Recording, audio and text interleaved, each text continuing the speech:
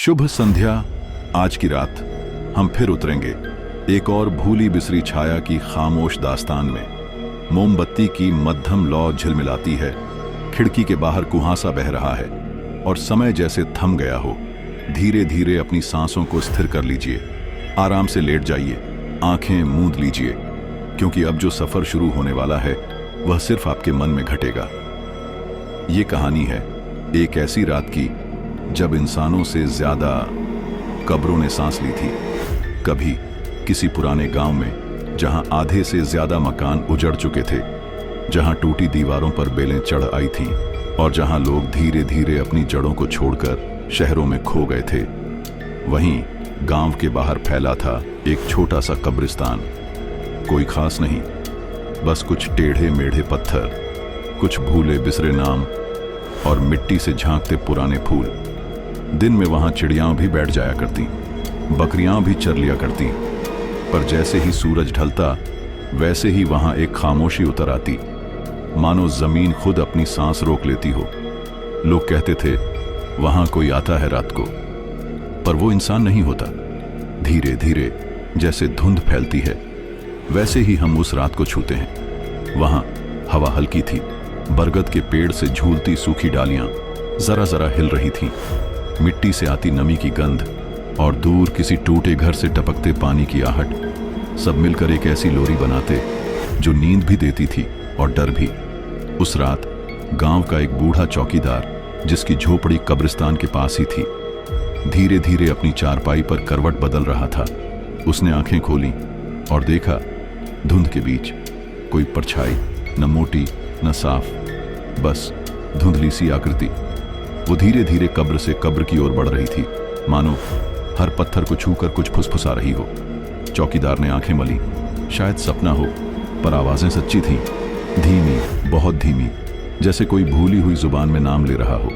गांव वाले कहते थे ये परछाई हर रात नहीं आती, सिर्फ कुछ रातों में, जब हवा ठहरी हुई हो, जब घड़ी जैसे आगे बढ़ना भूल जाए। कहा जाता था कि वो आत्माएं जो अपने नाम भूल चुकी, वो परछाई उन्हें याद दिलाने आती है। तुम यहां सो रहे हो, तुम्हारा नाम अभी भी जिंदा है, मानो यही फुसफुसाहट गूंजती थी। और फिर भी वो साया ठहरा रहा, कभी एक कब्र पर, कभी दूसरी पर, मानो समय से परे एक भूली हुई याद। धीरे धीरे आप भी अब नींद के करीब उतर रहे हैं, सांसें हल्की हो रही हैं, कुहासा और घना हो रहा है और कब्रिस्तान की वो रात अब आपको घेरने लगी है। उस बूढ़े चौकीदार ने आंखें बंद कर लीं। वो जानता था कि देखना मना है, कब्रिस्तान की परछाइयां सिर्फ छाया में रहने के लिए हैं। फिर भी उसके कानों में गूंजती रही वो आवाजें, धीमी, अनजानी, मानो किसी ने उसके अपने नाम को भी पुकारा हो। वो कांप उठा, पर सो गया, और सुबह जब आंख खुली तो सब वैसा ही था, न परछाई न आवाज, सिर्फ एक ताजा फूल एक पुरानी भूली हुई कब्र पर। धीरे धीरे इस रात की कहानी धुंधली होने लगी, पर इसकी गूंज अब भी आपके कानों में तैर रही है। भाग 2, वीरान हवेली की खामोशियां। शुभ रात्रि। अब हम बढ़ रहे हैं उस पुराने रास्ते की ओर जहां कभी रथों की आवाज गूंजा करती थी। वहां गांव के बीच एक हवेली थी, ऊंची, चौड़ी और गहरी, पर अब सिर्फ उसकी दीवारें बची थीं, दरवाजे टूट चुके थे, खिड़कियां खुली रह गई थीं, मानो आंखें जो अब पलकें झपकाना भूल गई हों। कभी इस हवेली में शहनाइयां बजती थीं, कभी दियों की रोशनी हर आंगन को भर देती थी, पर धीरे धीरे लोग बिखरते गए, नाम मिटते गए और हवेली बस खामोश खड़ी रह गई। गांव वाले कहते थे कि रात को हवेली सांस लेती है, उसकी टूटी खिड़कियों से हवा नहीं बल्कि आहट निकलती है।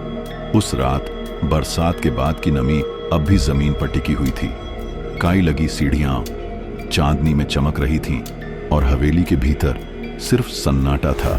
कोई इंसान नहीं, कोई रोशनी नहीं, बस टूटी दीवारों से झांकती चांदनी। फिर भी जैसे ही कोई वहां से गुजरता उसे महसूस होता कि कोई आंखें देख रही हैं, न खतरनाक न डरावनी, बस ठहरी हुई, जैसे समय की गहराई से झांकती परछाइयां। धीरे धीरे हवेली की कहानी खुलती है। लोग कहते थे कि आखिरी बार इस हवेली में जो परिवार रहा वो अचानक कहीं चला गया। न किसी ने विदाई देखी, न कोई आवाज सुनी। बस एक सुबह दरवाजे खुले रहे और हवेली खाली हो गई। तब से कोई वहां नहीं ठहरा, कोई नहीं सोया, कोई दीपक वहां दोबारा नहीं जला। पर कहानियां कहती हैं कि कुछ रातों में उस हवेली में धीमी सी रोशनी तैरती है, जैसे किसी ने दिया जलाया हो, जैसे कोई अभी भी वहां लौट आया हो। कभी कोई धीमा गीत सुनाई देता है, कभी बर्तन खिसकने की आहट, और कभी बस परछाइयां। एक रात गांव का एक नौजवान साहस कर हवेली में गया। उसने सोचा कि यह सब अंधविश्वास है। वो टूटी चौखट लांघकर भीतर चला गया। हवा भारी थी, धूल हर जगह बिखरी थी और मकड़ियों के जाल, जैसे किसी ने समय को बांध रखा हो। वो ऊपर की सीढ़ियां चढ़ा, एक एक कदम पर धूल उड़ी। हवेली की खामोशी उसके कानों में गूंज रही थी और तभी उसे लगा जैसे कोई धीमी सांस उसके पीछे से आई हो। उसने मुड़कर देखा, कुछ नहीं, पर दीवार पर चांदनी में एक लंबी परछाई खिंची हुई थी, ऐसी जो वहां हो ही नहीं सकती थी। गांव वाले कहते हैं कि वो नौजवान लौट तो आया, पर कुछ बदल गया था। उसकी आंखें जैसे हमेशा हवेली की ओर देखती रहती। कभी कभी वो रात को वहीं चला जाता और सुबह लौटता चुपचाप।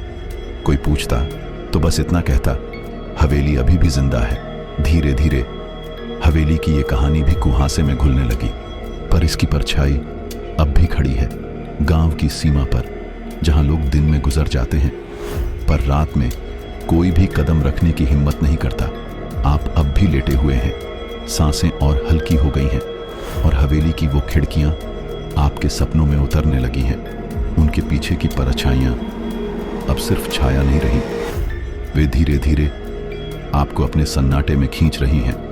और फिर भी वो हवेली ठहरी हुई है, समय के उस मोड़ पर जहां इंसान मिट गए पर दीवारें अब भी सांस ले रही हैं। भाग 3।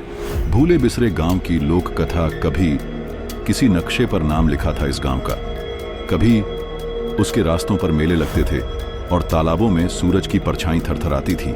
पर अब बस मिट्टी है, टूटी दीवारें और हवा में लटकी हुई खामोशी। गांव का नाम धीरे धीरे मिट गया। लोग कहते हैं यहां समय ने सांस लेना छोड़ दिया था। गांव के बीचों बीच एक पीपल का पेड़ खड़ा था। उसकी जड़ें धरती को बांधती थीं, उसकी शाखें आसमान तक फैली थीं। दिन में वह छाया देता था, पर रात में उसकी डालियां फुसफुसाती थीं। कोई कहता वहां से आवाजें आती हैं, जैसे कोई नाम पुकार रहा हो, जैसे कोई भूली हुई कहानी हवा में फिर से जीवित हो रही हो। गांव के बुजुर्ग कहते थे यहां कभी अकाल पड़ा था, लोग धीरे धीरे गांव छोड़ गए, पर कुछ परिवार यहीं रह गए। फिर एक एक कर वे भी खामोशी में ढल गए। कोई जाने कहां गायब हो गया, कोई बिना आवाज के मिट गया और बस कहानियां रह गईं। कहते हैं कि आखिरी रात जब गांव का दीप बुझा तो लोग तालाब के पास इकट्ठा हुए थे। चांदनी में पानी कांप रहा था और हर कोई चुप था। किसी ने कहा कि अब ये जगह हमें छोड़ रही है, किसी ने बस सिर झुका लिया और फिर सब बिखर गए। तब से तालाब की सतह पर धीमी परछाइयां तैरती रहती हैं।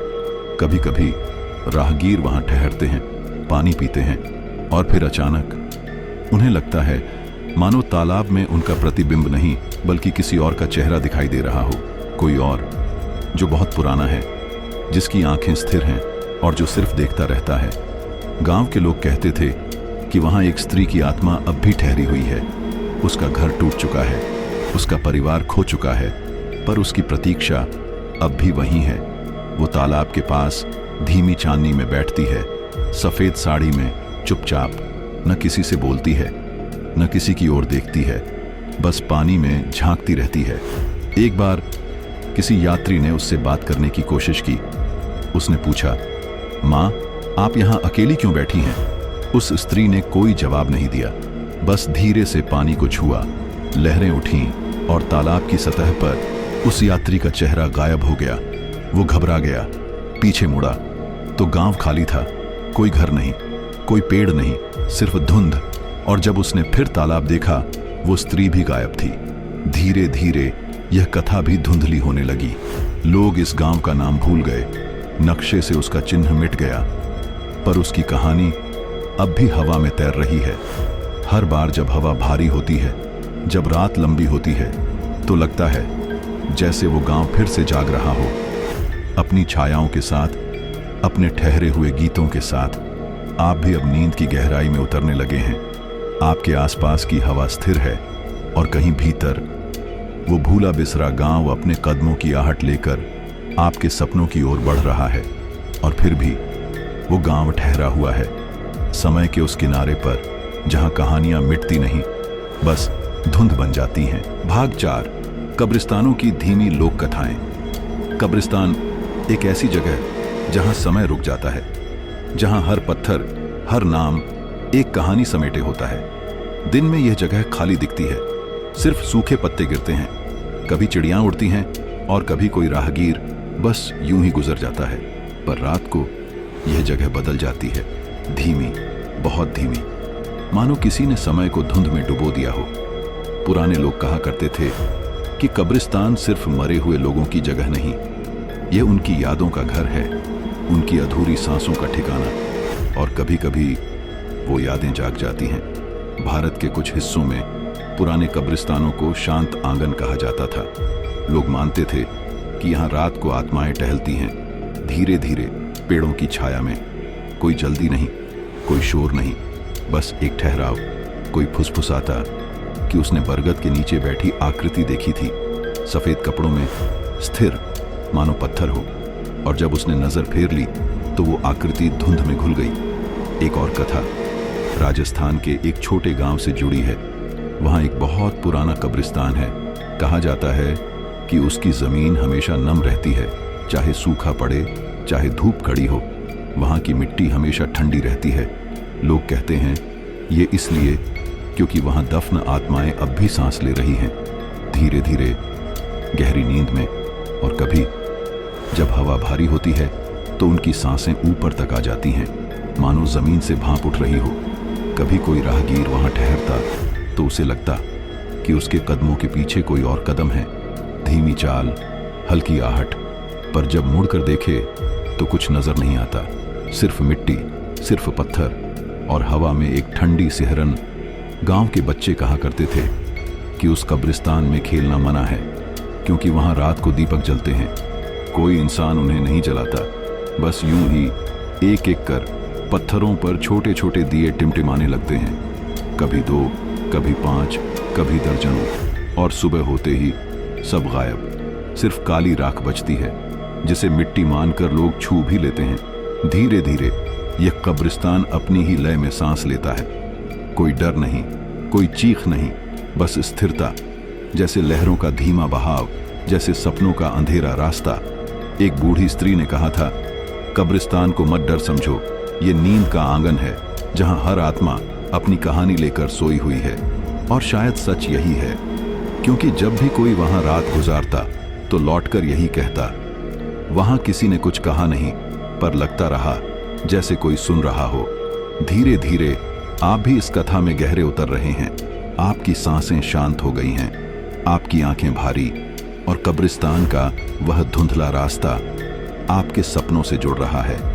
और फिर भी कब्रिस्तान ठहरा हुआ है, पत्थरों की खामोशी में, पेड़ों की छाया में, जहां कहानियां कभी खत्म नहीं होती, बस धीमी हो जाती हैं। भाग 5, भूले हुए किलों और उजड़े राजमहलों की आत्माएं। कभी भारत की धरती पर अनगिनत किले और राजमहल चमकते थे, पत्थरों से बने, मीनारों से सजाए गए, जहां दियों की रोशनी और शहनाइयों की गूंज रात भर ठहरी रहती थी। पर समय किसी पर मेहरबान नहीं होता। धीरे धीरे दिए बुझ गए, शहनाइयां खामोश हो गईं और दीवारें सिर्फ धुंध में ढल गईं। राजस्थान के रेगिस्तानों में आज भी कई ऐसे किले हैं। कभी उनमें रानी की पालकी गुजरी थी, कभी सैनिकों के बूटों की आवाज गूंजी थी, पर अब बस हवाओं का शोर है। कहा जाता है रात को इन किलों में कदम रखने वाला कभी अकेला नहीं रहता। हर ओर परछाइयां उसके साथ चलती हैं। कोई देख नहीं पाता, पर महसूस जरूर करता है। एक कथा बूंदी के पास के एक किले की है। लोग कहते हैं वहां एक रानी की आत्मा अब भी ठहरी हुई है। उसका कमरा आज भी वैसा ही है, दीवारों पर झिलमिलाती रंगीन झलकियां, मखमली पर्दे और एक टूटा हुआ आईना। रात को उस आईने में रोशनी चमकती है, जैसे कोई दिया रखा हो, और कभी कभी उसमें एक चेहरा उभरता है, सफेद, स्थिर, जिसकी आंखें किसी से कुछ कहे बिना बस देखती रहती हैं। एक और कथा मध्य भारत के एक उजड़े राजमहल की है। लोग कहते हैं वहां कभी दरबार भरता था। महाराजा हर रात सितार की धुन सुनते थे, पर अचानक युद्ध हुआ, लोग बिखर गए और महल सूना हो गया। अब वहां रात को कभी कभी सितार की धुन सुनाई देती है, बहुत धीमी, मानो हवा में लहराती हो, कोई सुर ठीक, कोई बेसुरा, पर सब मिलकर एक ऐसी धुन बना देते हैं जो सुनकर नींद और गहरी हो जाती है। गांव वाले मानते हैं कि महल के आंगन में अब भी दरबार लगता है, पर सिर्फ छाया का दरबार। कुर्सियां खाली रहती हैं, सिंहासन ठंडा है, पर हवा में फुसफुसाहट गूंजती रहती है, जैसे कोई मंत्री किसी निर्णय पर बहस कर रहा हो, जैसे कोई रानी पर्दे के पीछे से सुन रही हो। और जब कोई इंसान वहां जाता है तो उसे बस खामोशी मिलती है, पर उसकी सांसें भारी हो जाती हैं, मानो किसी ने उसके चारों ओर अदृश्य पर्दा डाल दिया हो। कहते हैं कि इन उजड़े महलों में आत्माएं बुरी नहीं होती, वे सिर्फ अपनी कहानियां थामे रहती हैं। कभी कोई दीवार गिरती है तो लगता है जैसे किसी ने आह भरी हो, कभी कोई दरवाजा हवा से बंद होता है तो लगता है जैसे किसी ने विदा ली हो। धीरे धीरे ये कहिले और महल भी सपनों जैसे हो गए हैं, नक्शों में हैं, पर इंसानों की यादों से मिट चुके हैं। फिर भी रात की गहराई में ये जागते हैं, कभी एक गीत से, कभी एक रोशनी से, और कभी बस एक परछाई से। अब आप भी इन दीवारों की खामोशी में खो रहे हैं। आपके आसपास की हवा स्थिर है और आपके भीतर वो महल, वो दरबार, वो छायाएं धीरे धीरे उतर रही हैं, और फिर भी वो किले ठहरे हुए हैं, समय की धूल में, पर कहानियों की धड़कन में। भाग 6, श्मशान की बुझी राख की फुसफुसाहटें। श्मशान एक ऐसा आंगन जहां चुप्पी हमेशा गहरी होती है। दिन में भी वहां पेड़ों की छाया अलग लगती है, जैसे सूरज भी उस जगह पर अपनी चमक धीमी कर देता हो। रात को ये जगह और भी बदल जाती है, दिए बुझ जाते हैं, अग्नि राख में बदल जाती है, और राख अपनी कहानियां फुसफुसाने लगती है। भारत के कई हिस्सों में लोग मानते हैं कि श्मशान कभी पूरी तरह खाली नहीं होता। जब कोई चिता बुझ जाती है तो आत्मा वहीं ठहरती है, कभी कुछ देर के लिए, कभी बहुत लंबा समय। धीरे धीरे वो राख में मिल जाती है, और जब हवा चलती है तो लगता है जैसे कोई नाम पुकारा जा रहा हो।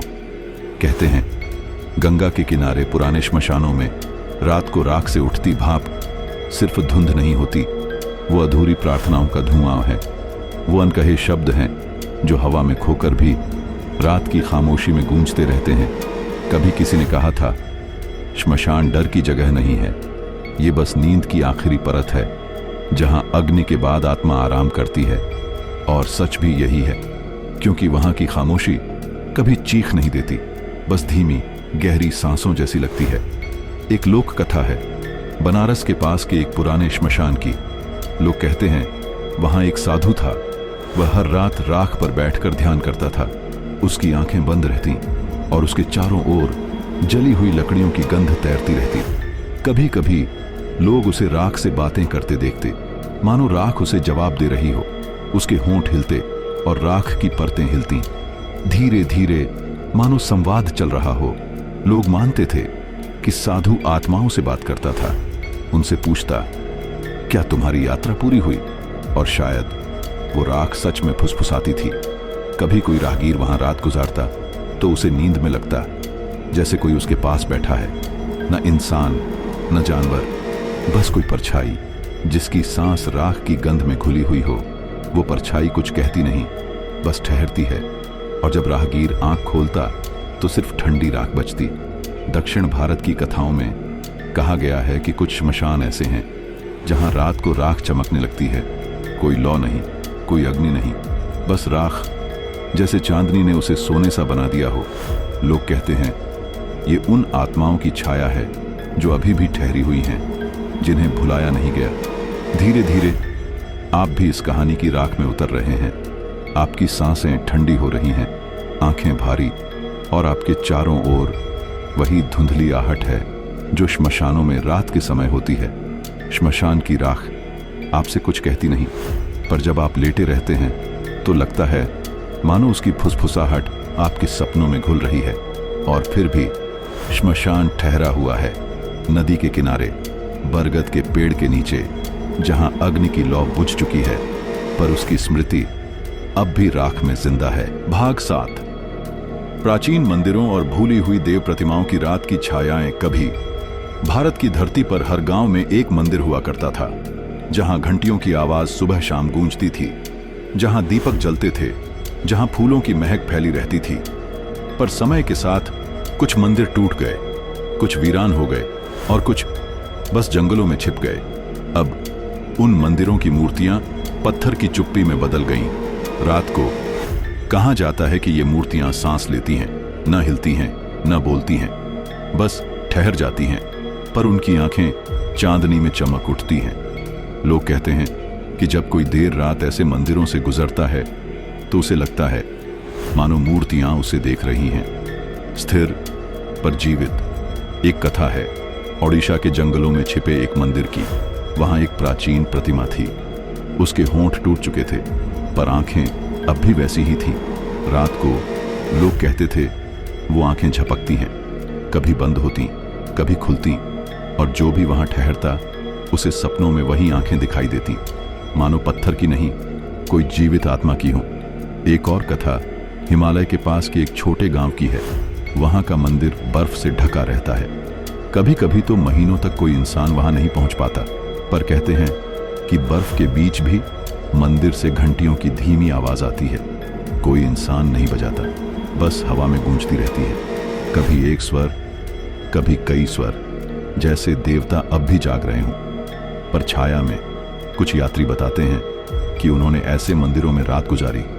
दीपक नहीं था, फूल नहीं थे, सिर्फ टूटी दीवारें, पर फिर भी उनके कानों में मंत्र गूंजते रहे, धीमे, बहुत धीमे, मानो किसी ने उनके सपनों में मंत्र फूंक दिए हों।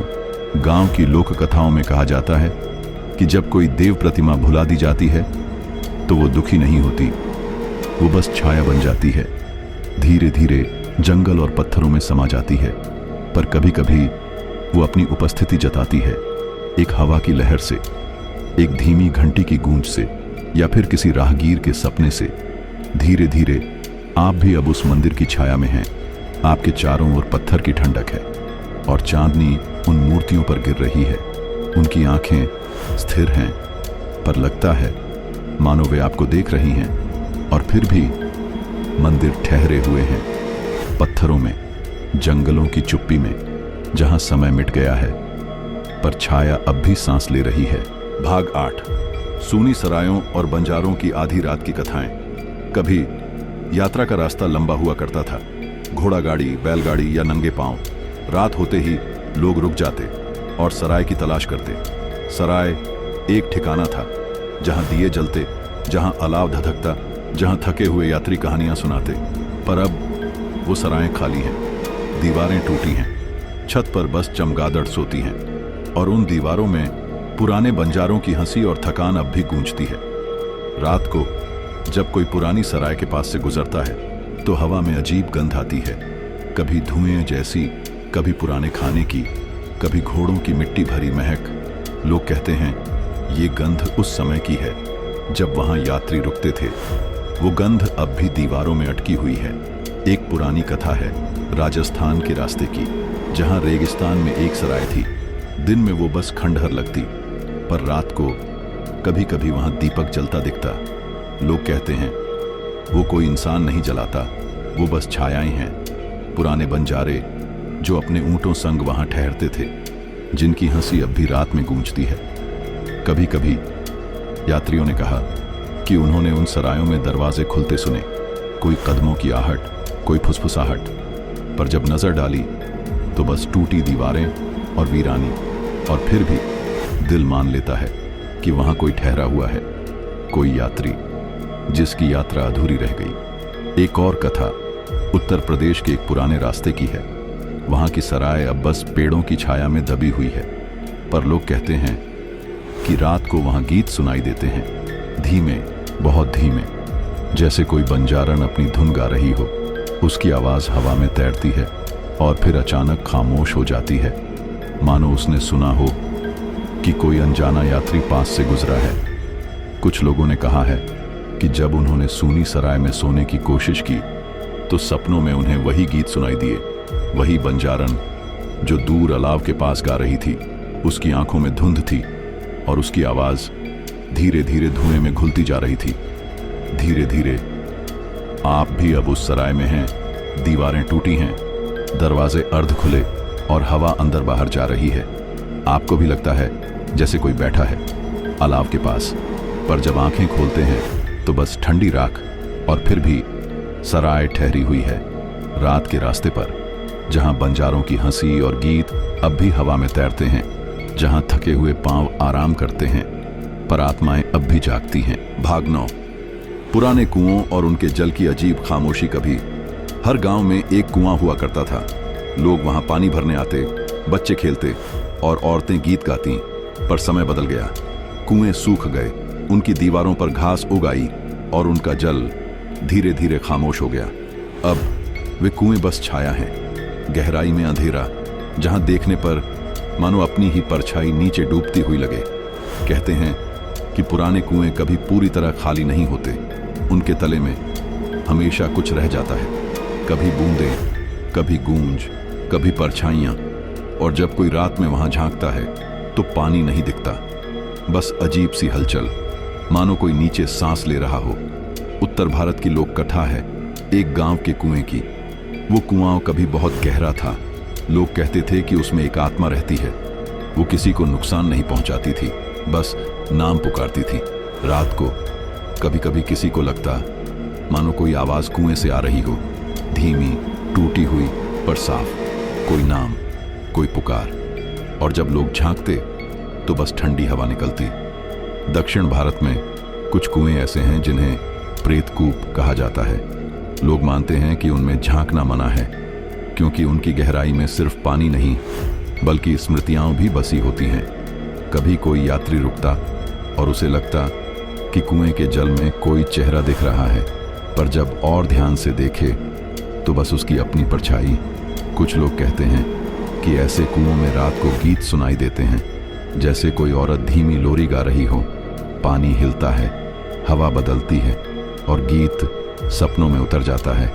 कभी कभी यात्रियों ने कहा है कि उन्होंने कुएं से कदमों की आहट सुनी, मानो कोई अंदर उतर रहा हो, एक एक सीढ़ी से धीरे धीरे। पर जब देखा तो सीढ़ियां टूटी हुई और अंदर सिर्फ पानी। अब धीरे धीरे आप भी उसी कुएं के पास खड़े हैं। आप नीचे झांकते हैं, आपकी सांस धीमी हो जाती है। आपको लगता है मानो कोई चेहरा हिल रहा हो, पर वो बस जल है, धीरे धीरे लहराता हुआ। और फिर भी कुआं ठहरा हुआ है गहराई में, जहां जल की खामोशी सपनों जैसी लगती है। भाग 10। भूली हुई डाक बंगले और सरकारी हवेलियों की रात की कहानियां। कभी डाक बंगले भारतीय रास्तों पर रुकने का एकमात्र सहारा हुआ करते थे, यात्रियों, अफसरों और सिपाहियों के लिए। दिन में उनकी दीवारें जीवन से भरी रहती, घोड़ों की टापें, खाना पकने की गंध और कागजों की खड़खड़ाहट। पर समय बीता, सड़कें बदल गईं, यात्री दूसरे रास्तों से गुजरने लगे और डाक बंगले बस खाली रह गए। अब उनकी दीवारों में नमी है, छत पर छाया, खिड़कियों से हवा चीखती है और फर्श पर धूल बिछी है। कहते हैं कि डाक बंगलों में रात को कदमों की आहट सुनाई देती है, मानो कोई अफसर अभी भी अपने कमरे में टहल रहा हो। कभी कलम गिरने की आवाज, कभी कुर्सी खिसकने की। पर जब कोई देखे तो बस खालीपन। एक लोक कथा है मध्य प्रदेश के एक डाक बंगले की। लोग कहते हैं कि वहां एक अंग्रेज अफसर ठहरता था। वो हर रात दीवार पर घड़ी देखते हुए सोता और सुबह होने से पहले उसकी मौत हो गई। आज भी लोग कहते हैं कि उसकी परछाई वहां टिकी है। रात को घड़ी की टिक टिक गूंजती है, पर कमरे में कोई नहीं। कुछ यात्रियों ने कहा कि जब उन्होंने ऐसे डाक बंगलों में रात गुजारी तो उन्हें सपनों में अजीब दस्तावेज दिखे, पुराने कागज, सिक्के और लाल मोम की सील। जागने पर सब कुछ गायब, सिर्फ टूटे फर्श और धूल। सरकारी हवेलियों का भी यही हाल है। कभी उनमें बैठकें होती थीं, सेनानियों की आवाजें, अमलों की गिनती। पर अब उन हवेलियों की सीढ़ियों पर घास उगाई है। रात को कभी कभी वहां हल्की रोशनी दिखाई देती है, मानो दिए जलाए गए हों, पर जब कोई पास जाए तो बस अंधेरा। एक और कथा है उत्तराखंड की पहाड़ियों की, जहां एक सरकारी हवेली थी। वहां लोग कहते हैं कि रात को दरवाजे खुद खुलते हैं और किसी के धीमे धीमे नाम पुकारने की आहट आती है। वो नाम किसी यात्री का नहीं, किसी गांव वाले का नहीं, बस अनजाना। और जब आप सुनते हैं तो लगता है जैसे वो नाम आपको ही पुकार रहा हो। धीरे धीरे आप भी अब उसी डाक बंगले में हैं। हवा दीवारों से टकरा रही है, खिड़कियों की झिड्डियों से सीटी जैसी आवाज आती है। आपका मन भारी हो रहा है और आपको लगता है जैसे कोई दस्तावेज अभी भी टेबल पर रखा है। किसी का हाथ बढ़कर उसे पकड़ने वाला है, पर चारों ओर बस खाली कुर्सियां और टूटी हुई मेज, और फिर भी डाक बंगले ठहरे हुए हैं। सरकारी हवेलियां भी, उनकी दीवारों में बीते आदेशों की छाया गूंजती है। उनकी खिड़कियों से पुराने समय की सांसें अब भी बहती हैं। भाग 11। समुद्र किनारे के परित्यक्त कैलों और बंदरगाहों की रात की गूंज। कभी समुद्र के किनारे ये कैले गरजते थे, जहां नाविकों की आवाजें थीं, जहां गोदी में लहरों की टकराहट थी, जहां बंदरगाह पर व्यापारी और उनके सामान आते जाते रहते थे। पर अब कैले वीरान हैं, दीवारों में नमक जम चुका है, टूटी हुई तोपें और टूटे हुए फूस, और बंदरगाह की लकड़ी केवल समुद्र की हवाओं के साथ खड़कती है। कहा जाता है कि रात को इन कैलों में कदम रखने वाला कभी अकेला नहीं होता। हवा में धीरे धीरे लहरों की फुसफुसाहट, कभी नाव की चरमराहट, कभी लकड़ी के टूटने की आवाज। और जब कोई देखता है तो कुछ नहीं, बस समुद्र, किला और अंधेरा। एक कथा है गुजरात के एक पुराने बंदरगाह की। कहा जाता है कि वहां एक नाविक की आत्मा अब भी टहलती है। रात को कभी उसकी रोशनी दिखाई देती है, कभी उसकी हंसी, पर जब कोई पास जाता तो बस नमक की गंध और ठंडी हवा। लोग कहते हैं कि वह नाविक हमेशा इंतजार करता है किसी जहाज के लौटने का या किसी यात्री के कदमों की। दक्षिण भारत में कुछ समुद्र किनारे के कबीले ऐसे हैं जहां कभी समुद्र ने बाढ़ मचाई थी, जहां लोग पानी में बह गए थे, पर कैला अब भी खड़ा है और रात को उसकी दीवारों से लहरों की धीमी गूंज आती है। कभी कोई यात्री सुनता है कि दरवाजे हिल रहे हैं, किसी की परछाई भीतर उतर रही है, पर जब नजर डालता है तो सिर्फ पानी, रेत और अंधेरा। कुछ लोग बताते हैं कि उन्होंने समुद्र किनारे के बंदरगाह पर रात गुजारी और सपनों में उन्होंने नावों की आवाज सुनी। लोग, व्यापारी और नाविक सभी धीमे, जैसे छाया में। जब सुबह हुई तो वहां कोई नहीं था, सिर्फ नमक की गंध, टूटे हुए फूस और खामोशी। धीरे धीरे आप भी अब समुद्र किनारे हैं। आपके चारों ओर नम हवा बह रही है, लहरें धीरे धीरे टकरा रही हैं और आपकी नींद में वही गूंज समा रही है। किले की दीवारें, बंदरगाह की लकड़ी और उन पर छाया बन चुकी आत्माएं। और फिर भी किले ठहरे हुए हैं, बंदरगाह भी, समुद्र की लहरें धीमी, पर रात की गूंज अभी भी वहां, जैसे समय खुद ठहर गया हो। भाग 12। भूले हुए पर्वतीय गांवों और उनकी रात की लोक कथाएं। कभी हर घाटी में गांव बसे थे, जहां लोग खेतों में काम करते, जहां चरवाहे अपने बकरियों और गायों के साथ घूमते, जहां हर घर से रात में हल्की रोशनी झलकती। पर अब ये गांव वीरान है।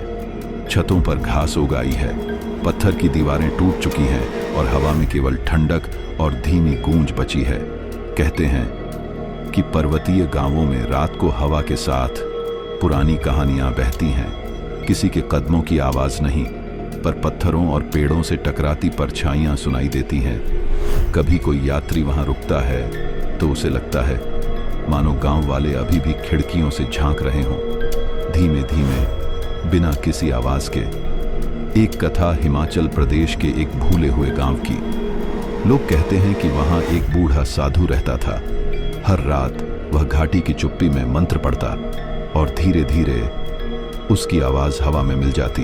कहते हैं कि अब भी जब कोई गांव से गुजरता है तो उसे वही मंत्र सुनाई देते हैं, धीरे धीरे, जैसे घास और पत्थर उनके साथ गूंज रहे हों। कभी कभी यात्रियों ने कहा है कि उन्होंने देखा किसी पुराने घर की छत पर परछाइयां टहल रही हैं, बच्चे खेल रहे हैं और औरतें धीमी लोरी गा रही हैं। पर जब नजर डाली तो बस छाया और ठंडी हवा। कहा जाता है कि इन गांवों में आत्माएं बुरी नहीं होती, वे बस अपने समय में ठहरी हुई हैं, सपनों की तरह, जैसे रात और पहाड़ों की ठंडी हवा मिलकर उन्हें बचा रही हों। धीरे धीरे आप भी अब उसी पर्वतीय गांव में हैं। हवा ठंडी, पत्थर ठंडे, आपके चारों ओर वही अजीब सी खामोशी, और कहीं दूर पुरानी लोक कथा की धुन गूंज रही है।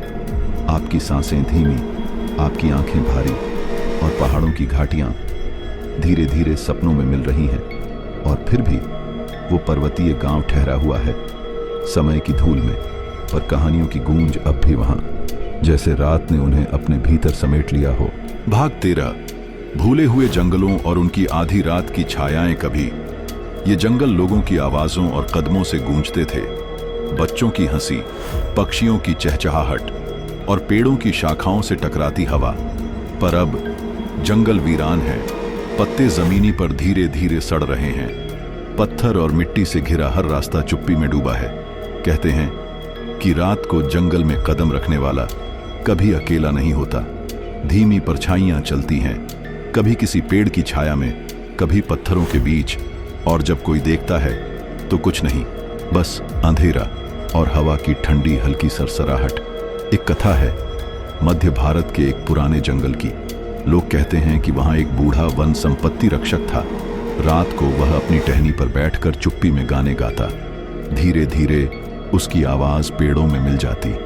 कहते हैं कि अब भी कोई यात्री जब रात में वहां रुकता है तो उसे वही गीत हवा में सुनाई देता है, धीरे धीरे, जैसे पेड़ और पत्थर उन्हें दोहरा रहे हों। कभी कभी यात्रियों ने कहा है कि उन्होंने देखा एक पुरानी झोपड़ी के पास छायाएं टहल रही थीं।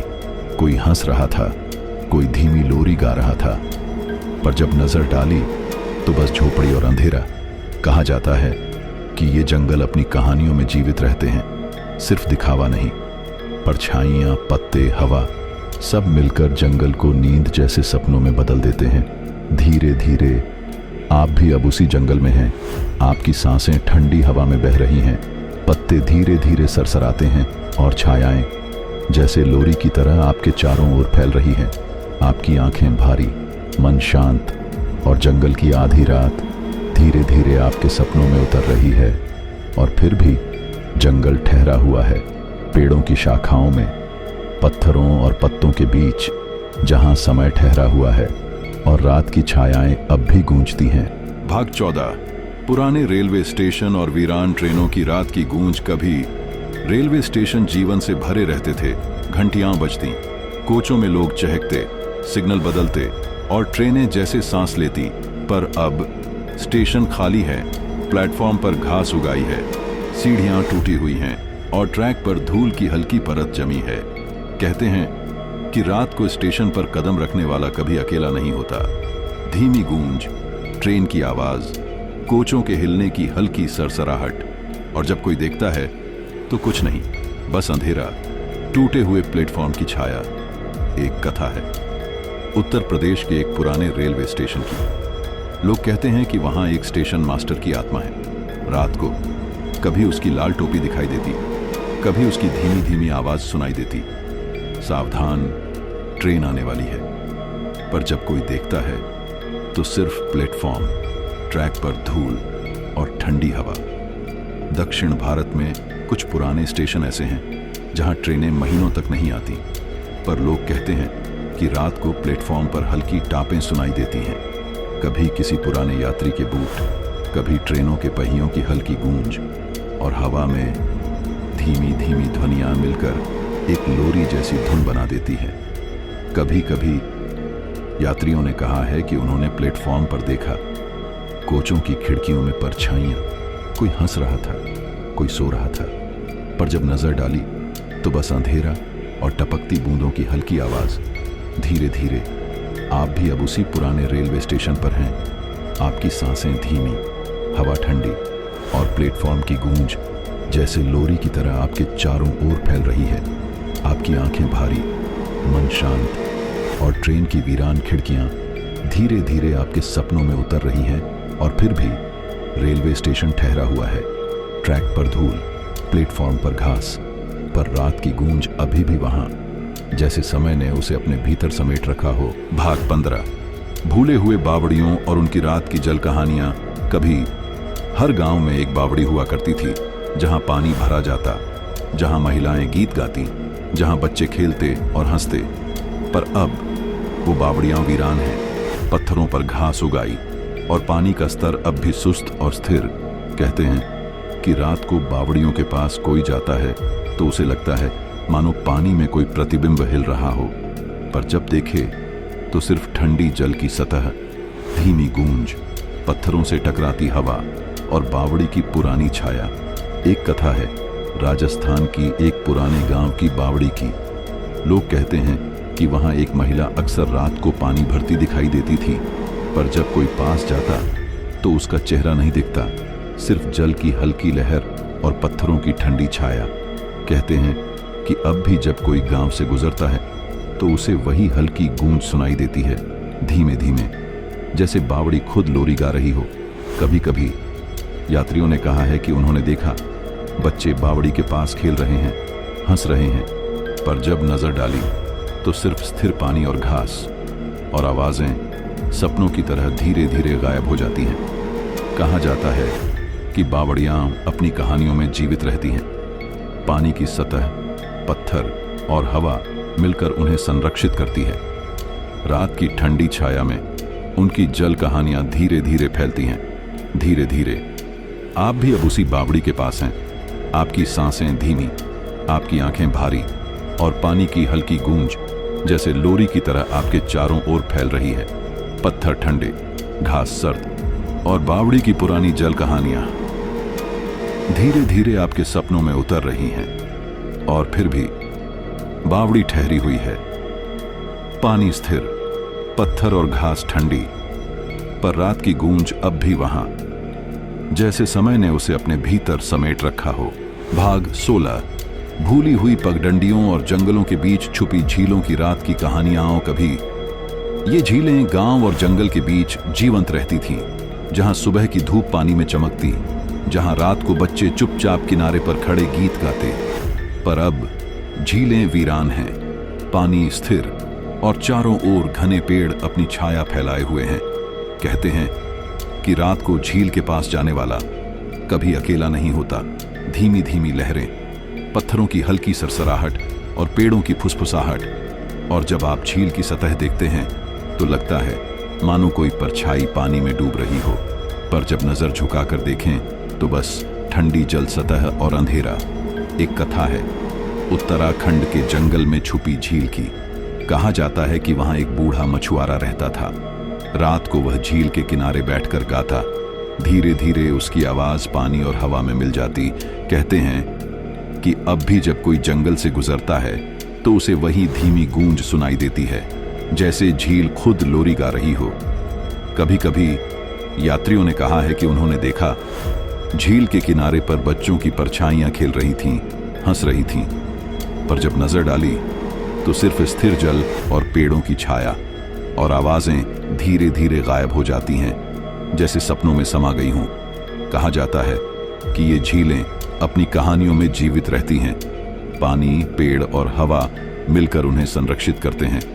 रात की ठंडी छाया में उनकी रहस्यमय गूंज धीरे धीरे फैलती है। धीरे धीरे आप भी अब उसी झील के किनारे हैं। आपकी सांसें धीमी, आपकी आंखें भारी और पानी की हल्की गूंज जैसे लोरी की तरह आपके चारों ओर फैल रही है। पेड़ ठंडे, जल स्थिर और झील की रहस्यमय छायाएं धीरे धीरे आपके सपनों में उतर रही हैं। और फिर भी झील ठहरी हुई है, पानी स्थिर, पेड़ों की छाया, पर रात की गूंज अभी भी वहां, जैसे समय ने उसे अपने भीतर समेट रखा हो। भाग 17। भूले हुए खंडहरों और उनके छायादार गलियारों की रात की कहानियां। कभी ये खंडहर किसी महल या हवेली के हिस्से हुआ करते थे, जहां लोग रहते थे, जहां हंसी गूंजती थी, जहां दीवारों में चित्र और कलाकृतियां सजती थीं। पर अब दीवारें टूटी हुई हैं, खिड़कियों में घास उगाई है और गलियारे जैसे अतीत की सांसें धीरे धीरे धूल में समा गई हों। कहते हैं कि रात को खंडहर में कदम रखने वाला कभी अकेला नहीं होता। छायाएं चलती हैं, धीमी फुसफुसाहट, पत्थरों और धूल की हल्की सरसराहट। और जब आप देखेंगे तो कुछ नहीं, बस अंधेरा और गलियारों की ठंडी खामोशी। एक कथा है राजस्थान के एक पुराने महल के खंडहर की। कहा जाता है कि वहां एक राजकुमारी की आत्मा अभी भी टहलती है। रात को कभी उसकी लंबी साड़ी की आवाज, कभी धीरे धीरे झूमती परछाई। पर जब कोई नजर डालता है तो बस टूटे फर्श और हवेली की खिड़कियां और ठंडी हवा। कभी कभी यात्रियों ने कहा है कि उन्होंने देखा गलियारों में कोई चलता हुआ प्रतीत हुआ, धीरे धीरे, और परछाई अचानक गायब हो गई और आवाजें भी सपनों की तरह धीरे धीरे खो गई। कहा जाता है कि ये खंडहर अपनी कहानियों में जीवित रहते हैं। पत्थर, धूल और टूटे फर्श मिलकर उनकी यादों को संरक्षित करते हैं। रात की ठंडी छाया में उनकी धीमी गूंज धीरे धीरे फैलती है। धीरे धीरे आप भी अब उसी खंडहर के गलियारों में हैं। आपकी सांसें धीमी, आपकी आंखें भारी, और गलियारों की हल्की गूंज जैसे लोरी की तरह आपके चारों ओर फैल रही है। दीवारें टूटी, पत्थर ठंडे और खंडहर की छायाएं धीरे धीरे आपके सपनों में उतर रही हैं। और फिर भी खंडहर ठहरे हुए हैं, गलियारों में धूल और अंधेरा, पर रात की गूंज अब भी वहां, जैसे समय ने उसे अपने भीतर समेट रखा हो। भाग 18। भूली हुई घाटियों और वीरान नालों की रात की धीमी कहानियां। कभी ये घाटियां जीवन से भरी होती थीं, जहां किसान खेतों में काम करते, जहां बच्चे खेलते, जहां नाले में पानी बहता और गांव की आवाज गूंजती। पर अब घाटियां वीरान हैं, नाले सूख गए हैं और हवा में सिर्फ ठंडी खामोशी बची है। कहते हैं कि रात को घाटी में कदम रखने वाला कभी अकेला नहीं होता। धीमी फुसफुसाहट, पत्थरों से टकराती हवा और नालों में हल्की हल्की जल की गूंज। और जब आप देखते हैं तो कुछ नहीं, बस अंधेरा और घाटियों की ठंडी खामोशी। एक कथा है हिमालय की एक भूली हुई घाटी की। कहते हैं कि वहां एक बूढ़ा चरवाहा रात को नाले के पास टहलता था। धीरे धीरे उसकी कदमों की आवाज पानी में मिल जाती और वह आवाज अब भी रात को सुनाई देती है। लोग कहते हैं कि जब कोई उस घाटी से गुजरता है तो उसे वही धीमी गूंज सुनाई देती है, जैसे घाटी खुद लोरी गा रही हो। कभी कभी यात्रियों ने कहा है कि उन्होंने देखा नाले के किनारे कोई परछाई टहल रही थी, कोई हंस रहा था, कोई धीमी गूंज में गीत गा रहा था। पर जब देखा तो बस पानी और अंधेरा। कहा जाता है कि ये घाटियां अपनी कहानियों में जीवित रहती हैं। पत्थर, पानी और हवा मिलकर उन्हें संरक्षित करते हैं। रात की ठंडी छाया में उनकी धीमी गूंज धीरे धीरे फैलती है। धीरे धीरे आप भी अब उसी घाटी में हैं। आपकी सांसें धीमी, आपकी आंखें भारी, और नाले की हल्की गूंज जैसे लोरी की तरह आपके चारों ओर फैल रही है।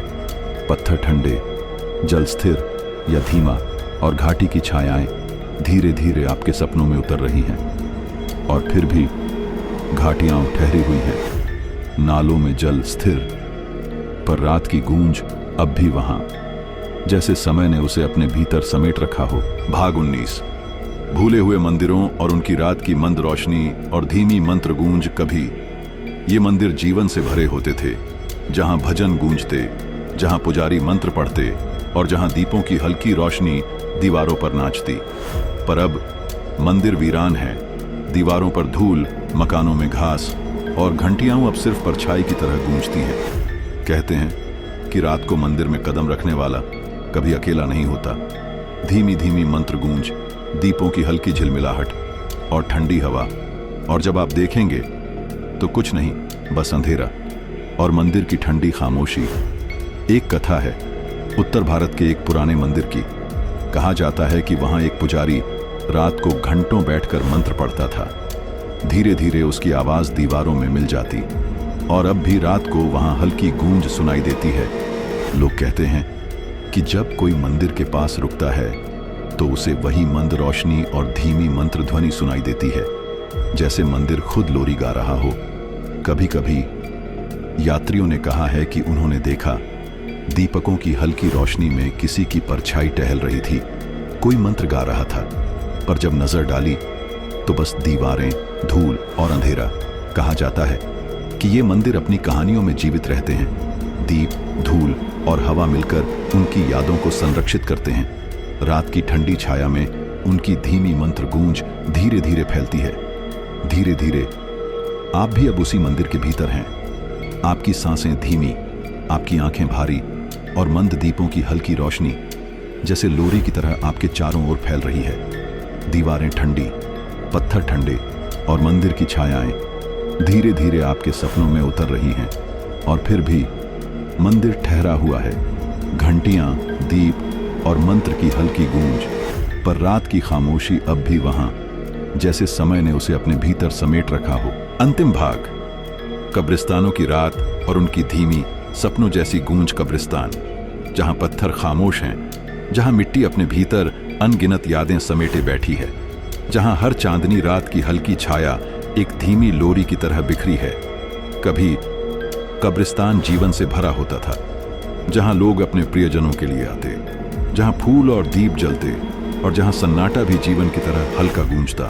पर अब कब्रिस्तान वीरान है, पत्थरों पर धूल, घास उगी और हवा में सिर्फ धीमी धीमी गूंज बची है।